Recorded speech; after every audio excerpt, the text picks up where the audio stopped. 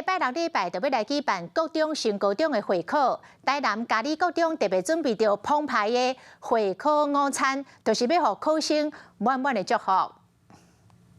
丰富营养午餐一日拍开，白饭顶竟然有考官粉日子，这是嘉义高中逐年的传统。学校拢会伫咧学生要面对教育会考的前几天啊，准备充满祝福的菜单。就是我们用鸡腿跟鱿鱼圈来画出一个100分，就是让学生可以。除了说好吃之外，也希望说就是他们可以获得比较均衡的营养。今年嘉义高中是准备5天的祝福餐，提供学生啊吃，这拢是来自学校营养师和厨房妈妈的用心设计。同时学生嘛受到学校对因的大大鼓励，有被祝福到的感觉，会考到5位佳佳。透过学校逐年传统，予学生会当伫咧考试进前心情放轻松。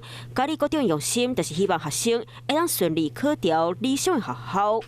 晚间9点，邀请您与世界同步，60分钟掌握全球脉动。